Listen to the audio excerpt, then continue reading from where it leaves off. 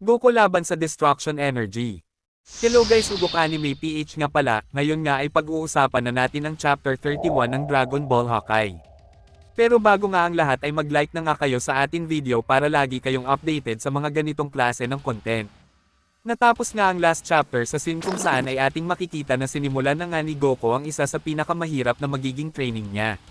At nang magsimula na nga ito ay agad niya siyang inatake ni Demon Goku na talagang tumapos sa kanya, dito na nga papasok ang Chapter 31 ng Dragon Ball Hawkeye na pinamagatang Goku's Most Dangerous Training.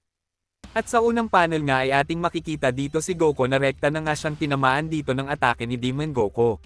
Salita nga dito si Demon Goku at sinabi nito na siya nga daw ang bagong Master Energy ng Destruction Kakarot. Dito nga ay dahan-dahan nang ang tinanggal ni Demon Goku ang kamay niya at mabilis na nga din itong dumistansya dito kay Goku. Wala pang ang ilang segundo ay agad nang gumamit ito ng madaming kadena na agad nga nitong pinanggabo sa ating bida. Salita nga dito si Goku at sinabi nito na ano nga daw ang ginagawa nito. Sa moment na ito ay napasigaw na nga lang si Goku sa sakit dahil nga sa ginawa sa kanya ng demon. Salita nga dito ang demon at sinabi nito na kukuhain na nga daw niya ang buhay nitong si Goku. Bagay nga daw magawa niya ito ay tuluyan na nga daw niyang ma-takeover ang katawan nitong si Goku. Sa kabilang banda naman ay ating makikita na may lumabas na ngang malakas na ki sa katawan ni Goku at talagang nagsisimula na nga dito ang demon para nga i-takeover ang katawan ni Goku, habang itong si Vados naman ay talagang nagulat na nga sa mga nangyayari.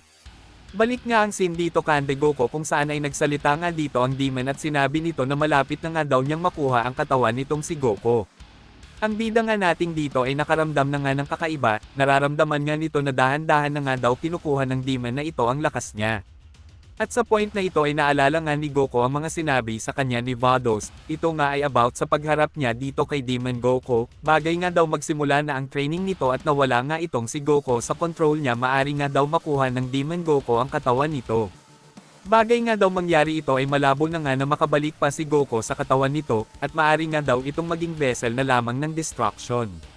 After ngang maalala ni Goku ang mga bagay na ito ay agad nga siya ditong nagpalabas ng sobrang lakas na ki, at sinabi nga nito na hindi nga daw siya papayag na makuha ng demon na ito ang katawan niya. At wala pang ang ilang segundo ay nagawa na nga ni Goku na masira ang mga kadena na talagang nagpagulat dito kay Demon Goku.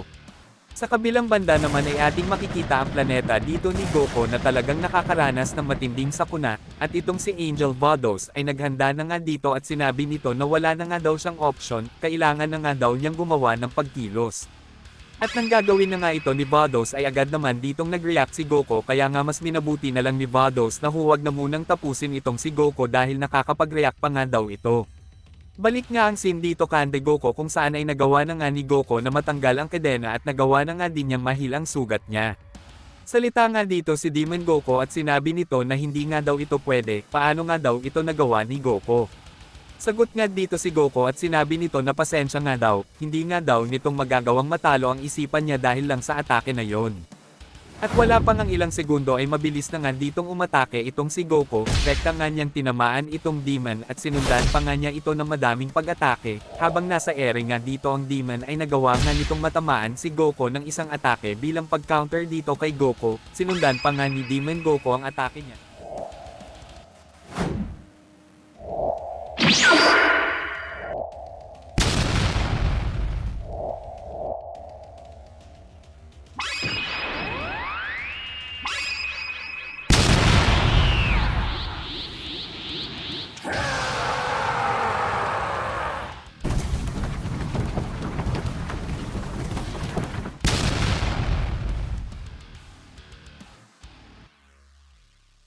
Sa moment na ito ay salita nga dito si Goku at sinabi nito na tulad nga daw ng sinabi niya ay hindi nga daw niya hahayaan ito na ma-takeover ang katawan niya.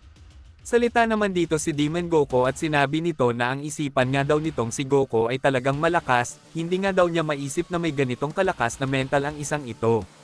Dagdag pang sabi dito ni Demon Goku na tama na nga daw ito, gusto nga lang daw niyang makausap itong si Goku. Dito nga ay nagtaka nga itong si Goku at sinabi nito na after nga daw ng lahat, ano nga daw ang problema nito, ikaw ang unang umatake sa akin tapos ngayon gusto mo na lang na mag-usap tayo. Sagot nga dito si Demon Goku at sinabi nito na gusto nga lang daw niyang makuha ang katawan nito kanina, pero nagulat ako sa iyo Goku. Kaya ngayon ay mas mabuting pag-usapan natin ang sitwasyon na ito para maging maayos. Salita nga dito si Goku at sinabi nito na dahil gusto mong mag-usap tayo, simulan mong sabihin sa akin kung bakit magkamukha tayo. At bakit mo sinabi na Kakarot ang pangalan mo?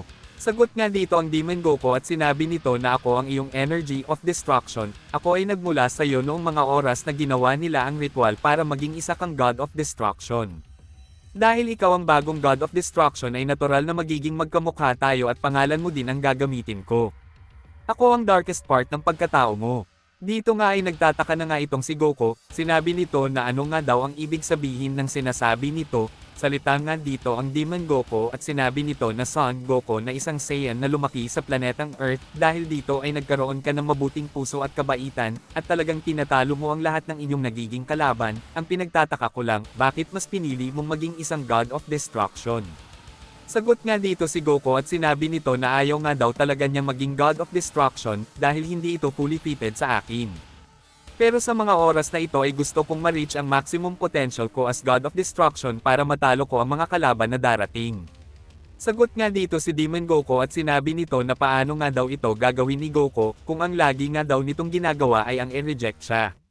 Nakita mo naman ang nangyari sa laban ko kay Odiso, dahil sa kagustuhan mong i-suppressed at i-denied ang kapangyarihan ko ay nagresulta ito ng paghina ko sa laban at natalo ako dahil sayo.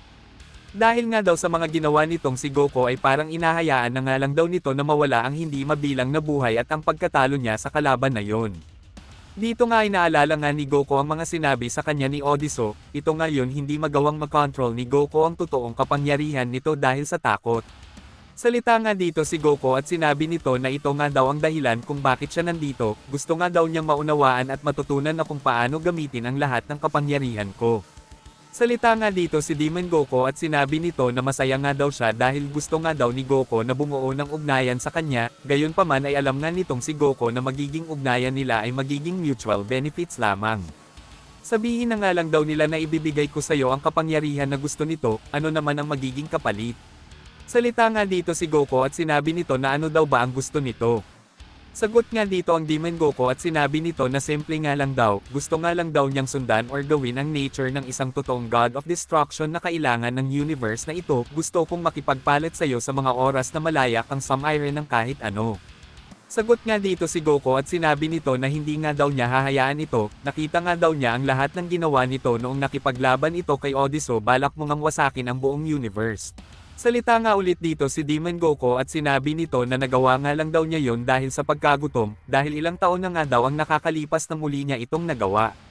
Dahil sa pagkagutom ay nawala ako sa akin sarili.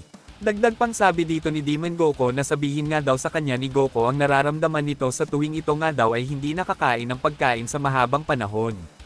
Di ba once nakakain ka na dahil sa sobrang pagkagutom ay nagagawa mong kumain ng sobrang dami at hindi mo ito makontrol dahil gutom na gutom ka na.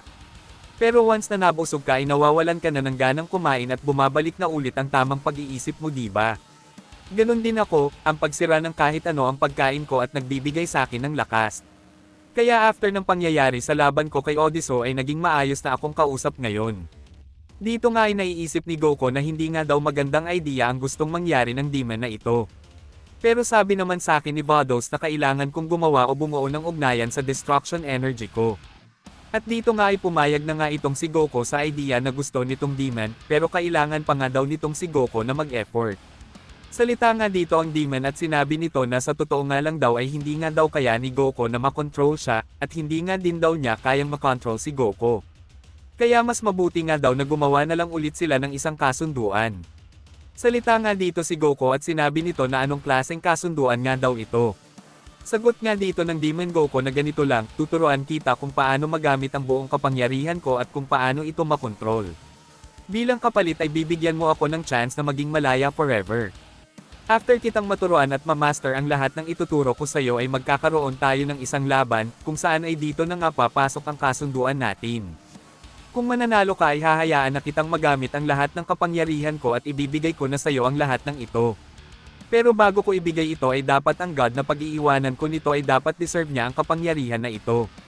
Ngunit bagay matalo ka sa laban ay ako na ang mata-take over ng katawan mo habang buhay, dahil sa mga kasunduan na ito ay parehas tayong may chance na magtagumpay. Ang lahat ng mga sinasabi ko ay isa lamang proposal, kaya hahayaan kitang mag-isip. Ito na rin ang chance mo para ma-achieve ang mga goals mo. Dito nga ay pumayag si Goku sa naging idea nitong si Demon Goku kaya agad nga silang nagkamayan dito, simbolo ng pagtanggap ni Goku sa kanilang napagkasundoan. Salita nga dito si Goku at sinabi nito na okay, alam ko naman na kaya kitang matalo, dito nga ay ating makikita ang labis na saya nitong Demon Goku at sinabi nito na ating malalaman yan. Dito nga ay agad na nagpaturo si Goku sa Demon kung paano nga daw makontrol ang destruction energy niya. Sa kabilang banda nga ay nagising na nga itong si Goku, salita nga dito si Vados at sinabi nito na nagkamalay ka na Goku. Salita nga dito si Goku at sinabi nito na pasensya ka na sa sasabihin ko ha, kailangan kong bumalik sa nakaraan. Dito na nga natapos ang chapter na ito, like and share lang guys for more videos like this. Pero bago ang lahat ay mag-shoutout na muna tayo. Shoutout kay na